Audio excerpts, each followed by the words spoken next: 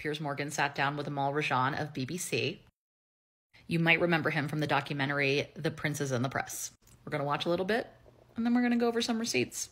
You're obsessed with Meghan Markle, and that your criticism of her veers towards, if not racism, which you deny, and I can understand why you deny that, it veers towards misogyny. Why? Because she's female. I would argue it's more rooted in misogynoir, but let's continue. All about my criticism of Prince Harry has been just as critical, if not worse. Let me tell you what Aisha Hazarika, a radio presenter, former Labour advisor, has said. She said, mostly when he, Piers Morgan, is needling you, there's a slight glint in his eye. But when he was fighting about Meghan, there was something authentically angry, and he seemed quite personally affected by Meghan Markle.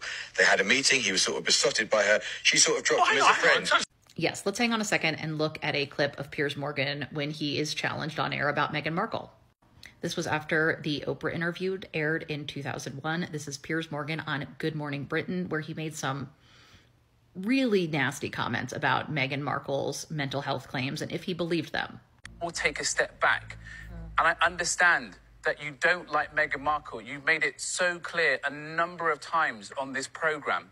A number of times. And I understand that you've got a personal relationship with Meghan Markle, or had one, and she cut you off. She's entitled to cut you off if she wants to. Has she said anything about you since she cut you off? I don't think she has, but yet you continue to trash her. Okay, I'm done with this. No. Sorry, no. Sorry. So, do you know what? That's pathetic. You can trash me, maybe not my... No. See you later. I'm being... Sorry, can't do This this. is absolutely diabolical behavior. And I think that relates to that previous clip. There seems to be something much deeper when it comes to Meghan Markle for Piers Morgan. He's just not playing at bombastic and angry. There's a seething anger underneath it. Let's get back to the interview. They had a meeting, he was sort of besotted by her, she sort of dropped him as a friend. Sorry. Let me finish the quote. They had a meeting, he was sort of besotted by her, she sort of dropped him as a friend. He felt very, very scorned. That's what she says. What do you say to that? I think the word besotted is ludicrous.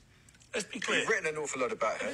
She's become quite a big figure in your life. Some people would say that your career's reached new heights, certainly financially, off the back of your fight with her. He might laugh it off, but this runs so deeply that when I did a deep dive on Piers Morgan, I needed to include 2 videos just looking into a timeline of him and Meghan Markle.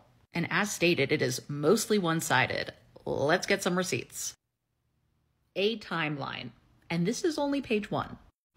And to be clear, this is not even an extensive look. This is just a sampling of what I was able to find to construct a timeline of what happened and when and how Piers was writing about her. And it is entirely one-sided. And it's really after the wedding that he turns on her because he feels deserving of her attention, of her, I don't know, thanks for writing some positive press about her and loving the show Suits. It just gets more and more unhinged as the years go on. And what probably incensed him to no end is that she does not give him anything back. She does not utter this man's name. That Good Morning Britain show from the day before that I told you about got over 41,000 complaints, including one from Meghan Markle. That is one time that she did speak up because, again, he was questioning the severity of her mental health or if she even suffered mental health issues at all, which is disgusting. Don't do that to someone. Again, this is only a partial account at best. And I think what's relatable about this to women is that a lot of us have been in the position where we have tried to be kind and courteous and smile to try to get the message across to a man that we're not interested in pursuing a friendship, a relationship, etc.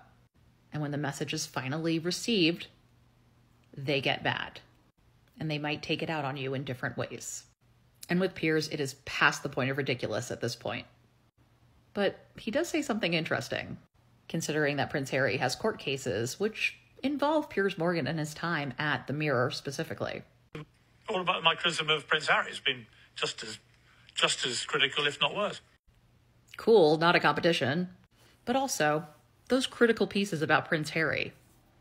How'd you get some of that information? Was it legal? Or was it just as your former employer suggested, that you were friends with Mark Boland, Charles and Camilla's spin doctor, and pumping him for information about a literal teenager? Gross.